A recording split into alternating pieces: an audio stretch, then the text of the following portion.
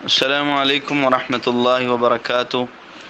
الحمد للہ رب العالمین والصلاة والسلام علی سید الانبیاء والرسل وعلی خاتم النبیین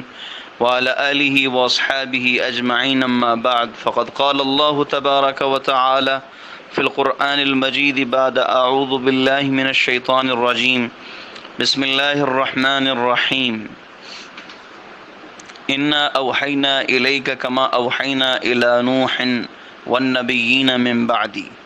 وقال النبی صلی اللہ علیہ وسلم بعثت بجوامع الکلم ونصرت بالرعب وبین انا نائم رأیتنی اتیت بمفاتیح خزائن الارض فوضعت فی یدی، او کما قال النبی صلی اللہ علیہ وسلم۔ اللہ رب العزت نے اس امت کے اوپر جہاں بہت سارے انعامات کیے، ان تمام انعامات کے اندر سب سے بڑا انعام یہ ہے کہ اللہ رب العزت نے ہمیں حضور صلی اللہ علیہ وسلم کی امت کے اندر پیدا فرمایا۔ اللہ رب العزت جہاں اور انعامات دنیاوی یا دینی وہ اس امت کے اوپر جتاتا ہے، وہاں ایک انعام اللہ رب العزت یہ بھی جتاتا ہے کہ اللہ رب العزت فرماتے ہیں لقد من اللہ علی المؤمنین اذ بعث فیہم رسولا۔ ایک انعام میرا تمہارے اوپر یہ بھی ہے کہ میں نے تمہارے اندر اپنا رسول بھیجا، تمہارے اندر رسول بھیجا، اور اللہ رب العزت نے حضور صلی اللہ علیہ وسلم جیسا نبی ہمارے لیے رکھا اور ہمیں ان کی امت میں پیدا فرمایا۔ وہ نبی جس کی صفات اللہ رب العزت نے پچھلی کتابوں میں بھی بیان کی، کیا تورات اور کیا انجیل، وہ حضور صلی اللہ علیہ وسلم کے گن گاتے تھے۔ جیسا کہ عطا بن یسار رحمہ اللہ فرماتے ہیں کہ میں عبداللہ بن عمر بن عاص رضی اللہ عنہ سے ملا، میں نے ان سے کہا کہ مجھے حضور صلی اللہ علیہ وسلم کی صفات کے بارے میں بتائیں جو تورات میں آئی ہیں، تو انہوں نے آگے سے کہا اجل، ٹھیک ہے میں تمہیں بتاتا ہوں، واللہ اللہ کی قسم، انہ لموصوف فی التورات ببعض صفتی، اللہ رب العزت نے ببعض صفتی فی القرآن، بعض صفات جو اللہ نے ان کی قرآن میں بیان کی ہیں وہی صفات اللہ رب العزت نے ان کی تورات میں بھی بیان کی ہیں۔ جیسے قرآن میں اللہ اپنے حبیب کو کہتا ہے یا ایھا النبی انا ارسلناک شاہدا ومبشرا ونذیرا، یوں ہی اللہ رب العزت نے حضور صلی اللہ علیہ وسلم کو خطاب ان کے آنے سے پہلے تورات میں بھی کیا، اے میرے نبی انا ارسلناک، ہم نے آپ کو بھیجا شاہدا و مبشرا و نذیرا،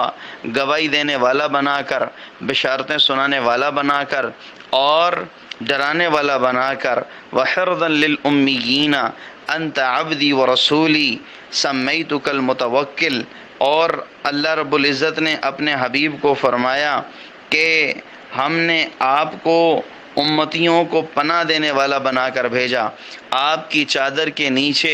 آپ کی امت کے گناہ گار چھپیں گے، آپ کی رحمت اور آپ کی کالی کملی وہ ان کے لیے ایک حجاب بن جائے گی جہنم سے، اور آپ ان کے لیے پناہ بن جائیں گے۔ انت عبدی و رسولی، آپ میرے بندے اور میرے رسول ہیں۔ سمیتک المتوکل، میں نے آپ کا نام متوکل رکھا ہے۔ لیس بفظ ولا غلیظ ولا سخاب فی الاسواق، نہ تو آپ بدگو ہوں گے، نہ آپ سخت دل ہوں گے، اور نہ بازاروں میں شور و غل مچانے والے ہوں گے۔ یعنی ایسے نہیں ہوں گے کہ جیسے بازاری لوگ کرتے ہیں، یا آپ کے اندر سختی ہوگی، آپ کے اندر تو نرمی ہوگی۔ ولا يدفع بالسیئات السیئہ، آپ برائی کا بدلہ برائی سے نہیں دیں گے۔ ولکن یعفو ویغفر، لیکن آپ تو معاف کر دیں گے۔ آپ کے ساتھ جو زیادتی کرے گا، آپ کے ساتھ جو برے طریقے سے پیش آئے گا، آپ اس کو معاف کر دیں گے۔ وَلَن يَقْبِضَهُ اللَّهُ حَتَّى يُقِيمَ بِهِ الْمِلَّةَ الْعَوْجَاءَ، اللہ رب العزت اس وقت تک ان کو موت نہیں دے گا، ان کو دنیا سے اٹھائے گا نہیں، جب تک اللہ رب العزت ان کے سبب، ان کی وجہ سے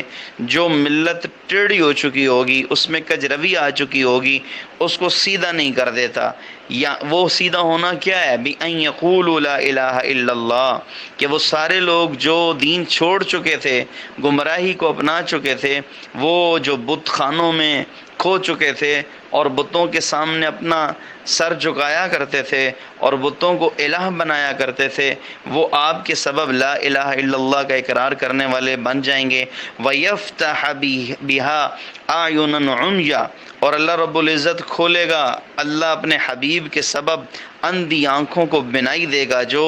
جن کے دلوں کی آنکھیں اندھی ہو چکی ہوں گی وہ بینا بنیں گے۔ وَآذَانًا صُمًّا، جن کے کان بہرے ہو چکے ہوں گے ان کی اللہ اپنے حبیب کی وجہ سے ان کو سنوائے گا۔ وَقُلُوبًا غُلْفًا، اور وہ دل جن کے اوپر غلاف چڑھ چکے ہوں گے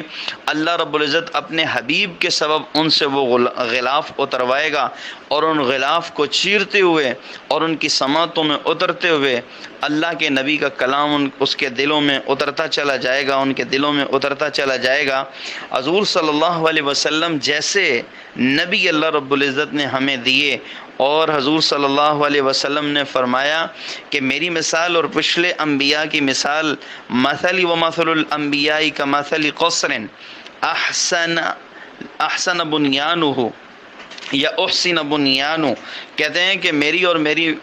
پچھلے انبیاء کی مثال اس محل کی سی ہے احسن بنیانہ، جو بڑا خوبصورت، جس کی بناوٹ ہو بڑے خوبصورت طریقے پر وہ بنایا گیا ہو، دل والوں کو وہ بڑا آنکھوں والوں کو وہ بڑا بھاتا ہو، دیکھنے والوں کے لیے وہ بڑے خوش اسلوبی والا منظر پیش کرتا ہو۔ تُرِکَ مِنْهُ مَوْضِعُ لَبْنَةٍ، لیکن اس کے اندر ایک اینٹ کی جگہ چھوڑ دی گئی ہو۔ فَطَافَ بِهِ النُّضَّارُ، اور وہ جو دیکھنے والے ہیں، جو اس کو دیکھنے کے لیے آئے ہیں، وہ جب اس محل کا طواف کرتے ہیں تو وہ کہتے ہیں کہ یتعجبون من حسن بنیانہ، اس کی بناوٹ کو دیکھ کر بڑے متعجب ہوتے ہیں اور بڑی ایک دوسرے کی طرف آنکھوں سے اشارے کرتے ہیں کہ واہ کیا خوبصورت اس کی بناوٹ ہے، لیکن ایک دوسرے کو یہ کہتے ہیں کہ الا موضع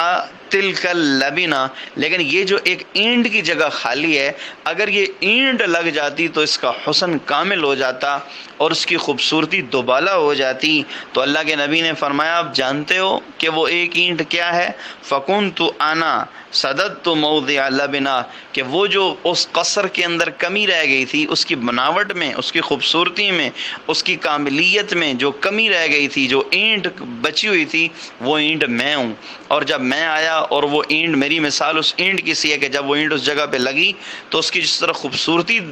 دوبالا ہو گئی اور اس میں جامعیت آ گئی، اسی طرح نبوت کا جو صحرا تھا، نبوت کا جو محل تھا، اس میں میری کمی تھی، جب میں لگا تو نبوت کے اندر کاملیت آ گئی۔ نبوت کے اندر باوجود اس کے کہ نبوت خود ایک خوبصورت چیز ہے، خوبصورت عہدہ ہے، لیکن میرے آنے نے اس کو بھی چمکا دیا، اس کو بھی مزید خوبصورت بنا دیا۔ وَخُتِمَ بِيَ الْبُنْيَانُ، اور میرے وجہ سے وہ منزل مکمل ہو گئی کہ اب دیکھنے والوں کو وہ پوری طرح بھاتی ہے، اب کسی طرح کی بھی کمی اس کے اندر نہیں رہی۔ اللہ رب العزت نے اپنے حبیب کو اس لیے خاتم الرسل بنایا، خاتم النبیین بنایا کہ آخری اینٹ کہہ کر اس کے اندر تعبیر کیا کہ آپ کے بعد اب اس کے اندر نبوت کے محل میں گنجائش نہیں۔ اب کوئی اگر نبوت کا دعویٰ کرے گا تو وہ نبی نہیں ہوگا، آپ آخری اینٹ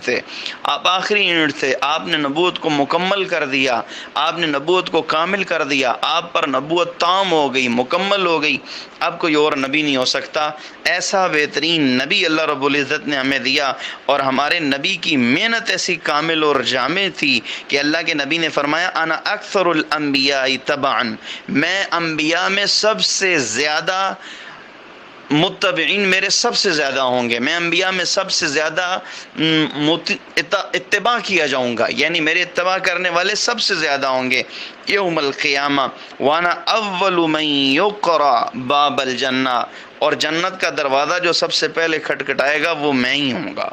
اللہ کے نبی نے فرمایا، حالانکہ کیفیت بعض انبیاء کی کل قیامت کے دن یہ ہوگی کہ ان من الانبیاء نبیا ما صدقہ من امتہ الا رجل واحد، کہ امت میں سے بعض نبیوں کی امتیوں میں سے صرف ایک امتی ان پر ایمان لایا ہوگا، یہ کیفیت بھی ہوگی، اس کے مقابلے پہ اللہ مجھے کیا مقام اور مرتبہ دے گا کہ میرے اتباع کرنے والے سب سے زیادہ ہوں گے۔ انا اول شفیع فی الجنہ، میں جنت کے بارے میں سب سے پہلے شفاعت کرنے والا بنوں گا۔ انا اول شافع و مشفع، میں سب سے پہلے شفاعت کرنے والا بنوں گا۔ اور ایسا نہیں ہے کہ میری شفاعت ادھوری رہ جائے، بلکہ میری شفاعت سنی جائے گی اور میری شفاعت قبول کی جائے گی۔ ایسے بہترین نبی اللہ رب العزت نے اس امت کو دیے۔ تو یہ اللہ اپنا احسان ہمارے اوپر جتلاتا ہے کہ جہاں میں نے تمہیں خوبصورت دین دیا، نماز دی، روزہ دیا، زکوٰۃ دی، دوسرے احکامات دیے، اس انعامات میں سب سے بڑا انعام یہ تھا کہ میں نے تمہیں اپنا حبیب دیا، میں نے تمہیں اپنا نبی دیا، میں نے تمہیں اس نبی کی امت میں پیدا کیا۔ کیا بہترین فضیلت ہے کہ بن مانگے بغیر اللہ سے کہے اللہ رب العزت نے ہمیں اس امت میں پیدا کیا۔ اگر ہم ساری زندگی اپنا سر سجدے سے نہ اٹھائیں تو ہم اللہ کا شکر ادا نہیں کر سکتے۔ اللہ رب العزت ہمیں اس نعمت کی قدر کرنے والا بنائے اور اس دین کو مضبوطی سے پکڑنے والا بنائے۔